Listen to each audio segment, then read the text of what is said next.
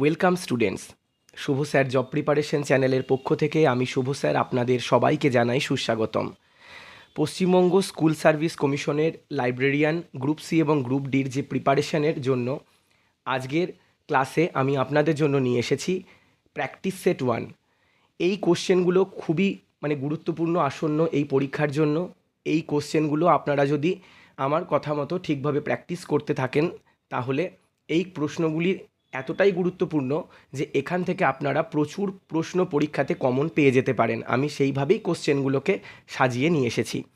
তাই আসুন আর অন্য কথায় না গিয়ে সরাসরি আজকের টপিকে চলে আসি। আজকের প্রশ্নগুলো আমি এমসিকিউ এর আকারে সাজিয়ে নিয়ে এসেছি। আমি প্রশ্নটা বলবো, 4টে অপশন বলবো।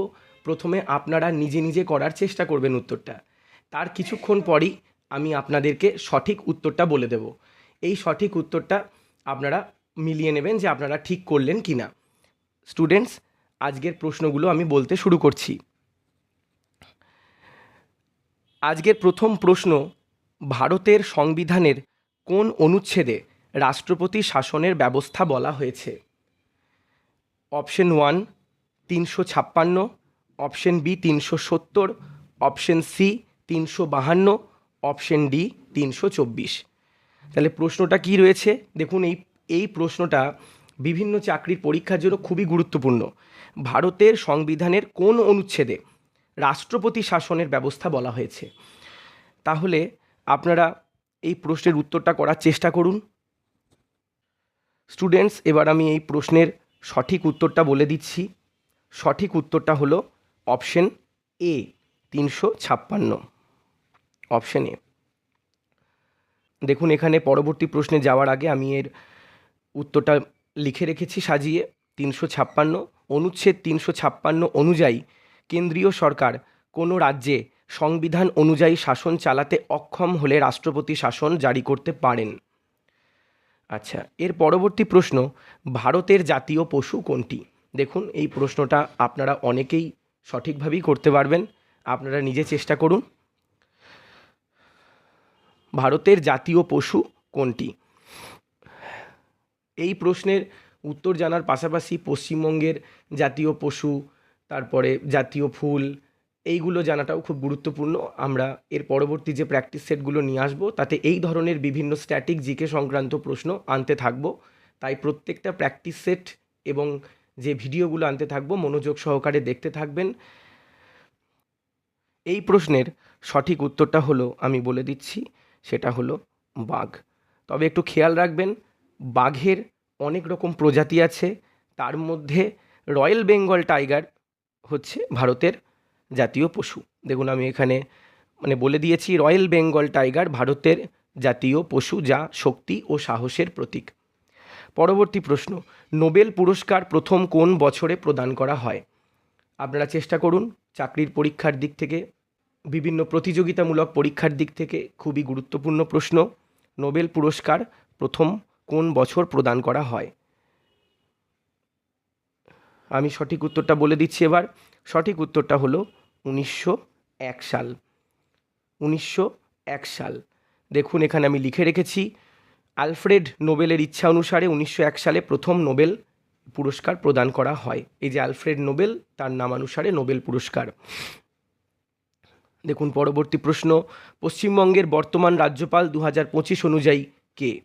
আপনাদের জেনে রাখতে হবে, পশ্চিমবঙ্গের মন্ত্রিসভা এবং কেন্দ্রীয় মন্ত্রিসভা, এই সমস্ত জিনিস আপনাদের প্রত্যেকটা ক্লাসেই আমি প্র্যাকটিস করিয়ে দেবো। তাই প্রত্যেকটা ভিডিওকে মনোযোগ সহকারে দেখতে থাকুন। এই প্রশ্নের সঠিক উত্তরটা হচ্ছে CV আনন্দ বোস। সঠিক উত্তর CV আনন্দ বোস। আমি এখানে লিখে রেখেছি, দেখুন, 2022 সালের নভেম্বর মাসে CV আনন্দ বোস পশ্চিমবঙ্গের রাজ্যপাল হিসেবে দায়িত্ব গ্রহণ করেন। এর প্রত্যেকটা প্রশ্ন এতটাই গুরুত্বপূর্ণ, আপনারা পরীক্ষা দিতে বসার পর বুঝতে পারবেন যে এই প্রশ্নগুলো থেকে আপনারা কতগুলো কোশ্চেন শুধু কমন পেয়ে যাবেন। শুধু কমন পেয়ে যাবেন কোশ্চেনগুলো, এতটাই ইম্পর্টেন্ট কোশ্চেন। এইভাবে প্র্যাকটিস সেট 1, 2 ভাবে আমি আনতে থাকবো। প্রত্যেকটা প্র্যাকটিস সেট আপনারা মনোযোগ সহকারে প্র্যাকটিস করবেন। ভারতের প্রথম মহিলা প্রধানমন্ত্রী কে? এই প্রশ্নের সঠিক উত্তর আপনারা বলার চেষ্টা করুন। আমি বলে দিচ্ছি এবার, সঠিক উত্তরটা হলো ইন্দিরা গান্ধী। ভারতের প্রথম মহিলা প্রধানমন্ত্রী ইন্দিরা গান্ধী। দেখুন আমি এখানে লিখে রেখেছি কত সালে হয়েছিলেন। দেখুন ইন্দিরা গান্ধী 1966 সালে ভারতের প্রথম মহিলা প্রধানমন্ত্রী হন। এখানে আপনাদের জানতে হবে যে ভারতের আর কারা কারা প্রথম মহিলা হয়েছে, মানে কোনো মন্ত্রিসভায় ছিলেন, তারপরে কোনো গুরুত্বপূর্ণ পদে ছিলেন কিনা, এগুলোর কোশ্চেন পরবর্তী ভিডিওগুলোতে আনতে থাকবো। তারপর হচ্ছে পলাশির যুদ্ধ কবে হয়েছিল। দেখুন এই কোশ্চেনটা খুব ইম্পর্টেন্ট কোশ্চেন, চেষ্টা করুন। পলাশির যুদ্ধ কবে হয়েছিল? এবার আমি বলে দিচ্ছি, পলাশির যুদ্ধ হয়েছিল 1757 সালে। 1757 সালে। দেখুন আমি উত্তর বলে দিয়েছি, 1757 সালে। কাদের কাদের মধ্যে হয়েছিল? ব্রিটিশ ইস্ট ইন্ডিয়া কোম্পানি ও নবাব সিরাজউদ্দৌলার মধ্যে পলাশির যুদ্ধ হয়েছিল, যা বাংলায় ব্রিটিশ শাসনের সূচনা করে। আচ্ছা, এবার তারপর প্রশ্ন, দিল্লির সুলতানির প্রথম রাজবংশ কোনটি? খুবই গুরুত্বপূর্ণ প্রশ্ন। WBCS এর মতো পরীক্ষাতেও এই সমস্ত কোশ্চেন অনেকবার এসেছে, সেই জন্যই কোশ্চেনটা আমি দিয়েছি। আপনারা চেষ্টা করুন, দিল্লির সুলতানির প্রথম রাজবংশ কোনটি? সেটা লোধি নাকি সঈদ নাকি মামলুক মানে দাস নাকি তুগলক, কোনটা হবে? আপনারা চেষ্টা করুন এই প্রশ্নের উত্তরটা করার। এই প্রশ্নের সঠিক উত্তরটা আমি বলে দিচ্ছি। এই প্রশ্নের সঠিক উত্তরটা হলো মামলুক, মানে হচ্ছে দাস। দেখুন, কুতুবউদ্দিন আইবক 1206 সালে দিল্লি সুলতানি প্রতিষ্ঠা করেন, যা ছিল মামলুক বা দাস রাজবংশ। তাহলে নামটা মনে রাখবেন, কুতুবউদ্দিন আইবক 1206 সালে দিল্লি সুলতানি রাজবংশ প্রতিষ্ঠা করেছিলেন। তারপর দমদমা কেল্লা কোথায় অবস্থিত? মুর্শিদাবাদ নাকি কলকাতা নাকি নদিয়া নাকি বাঁকুড়া, কোনটা হবে? আপনারা চেষ্টা করুন। এর সঠিক উত্তরটা আমি বলে দিচ্ছি এবার। সঠিক উত্তরটা হলো দমদমা কেল্লা, খুব গুরুত্বপূর্ণ, সেটা হলো কলকাতায়। কলকাতায় রয়েছে, কলকাতায় রয়েছে। এর সঠিক উত্তর হচ্ছে, দেখুন দমদমা ব্রিটিশ দুর্গ, ব্রিটিশদের মানে দমদমা দুর্গ ব্রিটিশদের তৈরি প্রতিরক্ষা দুর্গ ছিল, কলকাতায় অবস্থিত। আচ্ছা, তারপর পরবর্তী প্রশ্ন, ভারতের প্রথম গভর্নর জেনারেল কে ছিলেন? এই প্রশ্নটা খুবই গুরুত্বপূর্ণ। লর্ড কার্জন নাকি লর্ড মাউন্টব্যাটেন নাকি ওয়ারেন হেস্টিংস নাকি লর্ড ডালহৌসি, বলুন।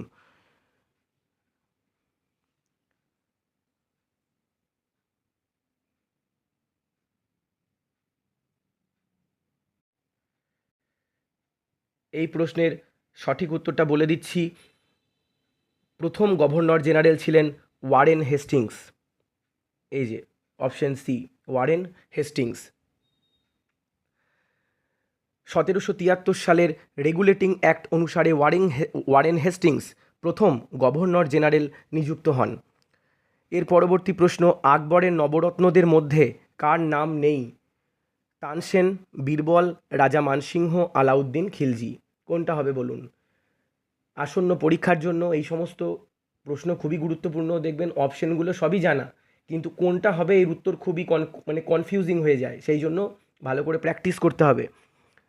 এই প্রশ্নের সঠিক উত্তর আপনারা জানেন, তানসেন নবরত্নদের মধ্যেই ছিলেন, বীরবল নবরত্নদের মধ্যেই ছিলেন, রাজা মানসিংহ নবরত্নদের মধ্যেই ছিলেন, একমাত্র আলাউদ্দিন খিলজি আকবরের নবরত্নদের মধ্যে ছিলেন না। তাহলে সঠিক উত্তর হলো অপশন ডি।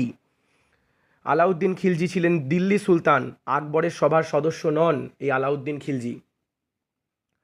আচ্ছা, ভারতের বৃহত্তম রাজ্য আয়তনের দিক থেকে কোনটি? মহারাষ্ট্র নাকি রাজস্থান নাকি উত্তরপ্রদেশ নাকি মধ্যপ্রদেশ? আপনারা নিজে উত্তরটা করার চেষ্টা করুন, তারপর আমি উত্তর বলে দিচ্ছি। দেখুন, মহারাষ্ট্র নাকি রাজস্থান নাকি উত্তরপ্রদেশ নাকি মধ্যপ্রদেশ, এখানে সঠিক উত্তরটা হচ্ছে রাজস্থান। এখানে সঠিক উত্তরটি হলো রাজস্থান। দেখুন আমি এখানে বলে দিয়েছি, এখানে রাজস্থানের আয়তন প্রায় 3,42,239 বর্গ কিমি, যা ভারতের সবচেয়ে বড় রাজ্য। পরবর্তী প্রশ্ন, গঙ্গার প্রধান উপনদী কোনটি? যমুনা নাকি দামোদর নাকি কোশি নাকি সোন? আপনারা নিজেরা করার চেষ্টা করুন। এখানে সঠিক উত্তরটা হবে, আমি বলে দিচ্ছি, সঠিক উত্তর হলো যমুনা। সঠিক উত্তর হলো যমুনা। যমুনা নদী গঙ্গার প্রধান ও বৃহত্তম উপনদী। পরবর্তী প্রশ্ন, সুন্দরবন কোন দুই দেশের মধ্যে বিস্তৃত? সুন্দরবন কোন দুই দেশের মধ্যে বিস্তৃত? ভারত ও মায়ানমার, নাকি ভারত ও বাংলাদেশ, নাকি ভারত ও নেপাল, নাকি ভারত ও ভুটান? কোন দুই দেশের মধ্যে বিস্তৃত? এখানে সঠিক উত্তরটা বলে দিচ্ছি আমি। সঠিক উত্তরটি হলো ভারত ও বাংলাদেশ। সুন্দরবন ভারত ও বাংলাদেশের মধ্যে বিস্তৃত। মনে রাখবেন, সুন্দরবন পৃথিবীর বৃহত্তম ম্যানগ্রোভ বনের মধ্যে প্রথম স্থান অধিকার করে। তাহলে পৃথিবীর বৃহত্তম ম্যানগ্রোভ বন, দেখুন সুন্দরবন বিশ্বের বৃহত্তম ম্যানগ্রোভ বন, যা ভারত মানে পশ্চিমবঙ্গ ও বাংলাদেশে বিস্তৃত। ভারতের ভারতের কফি উৎপাদনে প্রথম স্থানীয় রাজ্য কোনটি? ভারতের কফি উৎপাদনে প্রথম স্থানীয় রাজ্য কোনটি? এই প্রশ্নের উত্তর আপনারা নিজে করার চেষ্টা করুন, তারপর বলে দিচ্ছি। ভারতের কফি উৎপাদনে প্রথম স্থানীয় রাজ্য কোনটি? সঠিক উত্তর হলো কর্ণাটক। সঠিক উত্তর হলো কর্ণাটক। দেখুন, কর্ণাটক ভারতের প্রায় 70% কফি উৎপাদন করে। 70% কফি উৎপাদন করে। তারপর বিশ্বের দীর্ঘতম নদী কোনটি? বিশ্বের দীর্ঘতম নদী কোনটি? আমাজন, নাকি নীল, নাকি গঙ্গা, নাকি ইয়াংসি কিয়াং? এই প্রশ্নটা একটু ভালো করে শুনবেন। দীর্ঘতম নদী কোনটি? এই উত্তরটা আপনারা নিজে করার চেষ্টা করুন, তারপর বলে দিচ্ছি। এই প্রশ্নের সঠিক উত্তরটা হলো, বিশ্বের দীর্ঘতম নদী হলো নীল। বিশ্বের দীর্ঘতম নদী হলো নীল। দেখুন, আমি এখানে বলে দিয়েছি, নীল নদ প্রায় 6650 কিমি দীর্ঘ, আফ্রিকার উত্তরাংশ দিয়ে প্রবাহিত। আপনাদের যাতে প্রশ্নগুলি মনে রাখতে সহজে সুবিধা হয়, সেই জন্য আমি প্রত্যেকটা প্রশ্নের সঠিক উত্তর এবং ব্যাখ্যা পরিষ্কার করে লিখে রেখে নোটসটিকে তৈরি করেছি। আপনারা একটু মনোযোগ দিয়ে দেখবেন। আপনাদের গ্রুপ সি গ্রুপ ডি পরীক্ষার জন্য আমি প্রচণ্ড পরিশ্রম করছি, যাতে আপনাদের বিনামূল্যে আমি এইভাবে পড়িয়ে আপনাদের কমনযোগ্য প্রশ্ন আপনাদেরকে দিতে পারি, যাতে আপনারা খুব ভালোভাবে আপনারা পরীক্ষায় সহজে পাশ করতে পারেন। আমার এই যে পরিশ্রম আপনাদের জন্য, সেটা তখনই সার্থক হবে যাতে আপনারা ভিডিওটা প্রথম থেকে শেষ পর্যন্ত দেখে খুব ভালো করে এই প্র্যাকটিস সেটটাকে প্র্যাকটিস করবেন। হ্যাঁ, তাই ভালো করে লেখাপড়া করুন। মানবদেহের রক্ত সঞ্চালন আবিষ্কার করেন কে? মানবদেহের রক্ত সঞ্চালন আবিষ্কার করেন কে? আলেকজান্ডার ফ্লেমিং, নাকি উইলিয়াম হার্ভে, নাকি লুই পাস্তুর, নাকি চার্লস ডারউইন? খুব সুন্দর একটা প্রশ্ন, আপনি দেখুন এবং নিজে করার চেষ্টা করুন। উত্তরটা আমি এক্ষুনি বলে দিচ্ছি। আমি এখানে সঠিক উত্তরটা হচ্ছে কি? সঠিক উত্তরটা হলো উইলিয়াম হার্ভে। সবসময় মনে রাখবেন, রক্ত সঞ্চালন সংক্রান্ত প্রথম আবিষ্কার করেছিলেন বিজ্ঞানী উইলিয়াম হার্ভে। বিজ্ঞানী উইলিয়াম হার্ভে। আচ্ছা, এখানে দেখুন লিখেছি, 1628 সালে রক্ত সঞ্চালনের প্রক্রিয়া এই উইলিয়াম হার্ভে ব্যাখ্যা করেছিলেন। মনে রাখবেন এই উত্তরগুলো। দেখবেন আমার সাথে এইভাবে পড়তে পড়তে থাকলে আপনাদের আলাদা করে এই প্রশ্নগুলোকে আর বাড়িতে সময় দিয়ে মুখস্থ করার দরকার পড়বে না। আমার সাথেই প্র্যাকটিস হবে, রিভিশনও হয়ে যাবে। মানবদেহের সবচেয়ে বড় হাড় কোনটি? মানবদেহের সবচেয়ে বড় হাড় কোনটি? ফিমার, নাকি টিবিয়া, নাকি হিউমেরাস, নাকি স্ক্যাপুলা? আপনারা চেষ্টা করুন, দিয়ে বলে দিচ্ছি। আপনারা চেষ্টা করুন স্টুডেন্টস। আমি বলে দিচ্ছি এবার উত্তরটা। মানবদেহের সবচেয়ে বড় হাড় মনে রাখবেন ফিমার। মানবদেহের সবচেয়ে বড় হাড় মনে রাখবেন ফিমার। হ্যাঁ, দেখুন আমি এখানে লিখে রেখেছি উরুর হাড় বা ফিমার মানবদেহের সবচেয়ে বড় ও মজবুত হাড়, এটা মনে রাখবেন। তারপর হচ্ছে, বজ্রপাতের সময় কোন গ্যাস সবচেয়ে বেশি তৈরি হয়? খুব ইম্পর্টেন্ট কোশ্চেন, মনে রাখবেন। বেশ, এবার উত্তরটা আপনারা মানে নিজে বলার চেষ্টা করুন। অক্সিজেন, নাকি নাইট্রোজেন, নাকি কার্বন ডাই অক্সাইড, নাকি ওজোন? কোনটা হবে বলুন? আচ্ছা, আমি উত্তর একটু পরেই বলে দিচ্ছি। এবার আমি উত্তরটা বলে দিচ্ছি। উত্তরটা হলো, বজ্রপাতের সময় সব থেকে বেশি তৈরি হয় ওজোন গ্যাস। সব থেকে বেশি তৈরি হয় ওজোন গ্যাস। দেখুন এখানে, বজ্রপাতের সময় বায়ুমণ্ডলের অক্সিজেন অণু ভেঙে ওজোন তৈরি হয়। অক্সিজেন অণু হচ্ছে O2। সেই O2 ভেঙে গিয়ে দুটো অক্সিজেনের যে পরমাণু তৈরি করে, সেই দুটো অক্সিজেনের পরমাণুর সাথে আরেকটা অক্সিজেনের পরমাণু যুক্ত হয়ে তিনটে অক্সিজেনের পরমাণু মিলে তৈরি করে O3, অর্থাৎ ওজোনের একটা অণু তৈরি করে। তাহলে কি তৈরি হয়? ওজোন গ্যাস তৈরি হয়। এবার হচ্ছে সৌরজগতের সবচেয়ে বড় গ্রহ কোনটি? পৃথিবী নাকি শনি নাকি বৃহস্পতি নাকি ইউরেনাস? আপনারা চেষ্টা করুন, সবচেয়ে বড় গ্রহ কোনটি? সবচেয়ে বড় গ্রহ কোনটি? এর সঠিক উত্তর আমি এবার বলে দিচ্ছি। সঠিক উত্তর হলো বৃহস্পতি। সঠিক উত্তর হলো বৃহস্পতি। দেখুন আমি এখানে ব্যাখ্যা লিখে রেখেছি।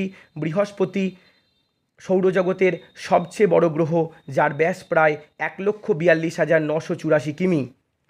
এরপর কোন ধাতু বিদ্যুতের সর্বোত্তম পরিবাহক?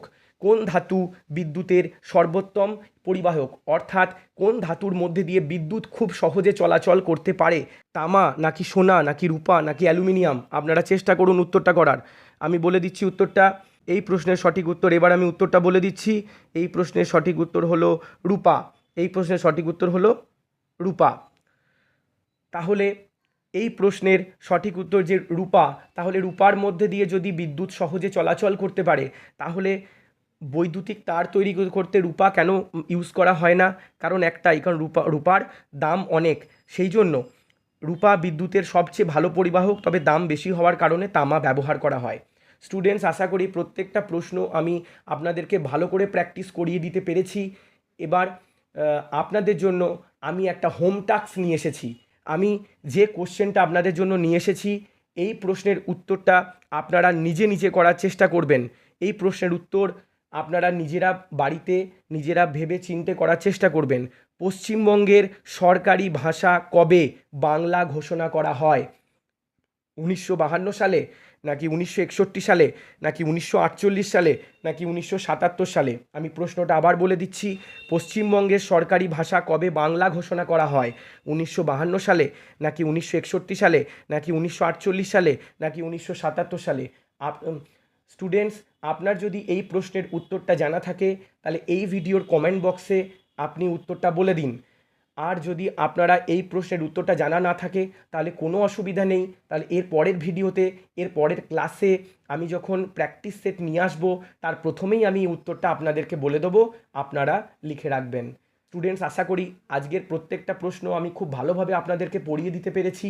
আপনারা যদি এইভাবে আমার সঙ্গে থাকেন, তাহলে এর থেকেও উন্নত মানের ক্লাস, এর থেকেও উন্নত মানের প্র্যাকটিস সেট আমি আপনাদের জন্য ব্যাখ্যা সহকারে, ব্যাখ্যা দিয়ে আপনাদের সামনে আমি উপস্থাপন করতে পারবো।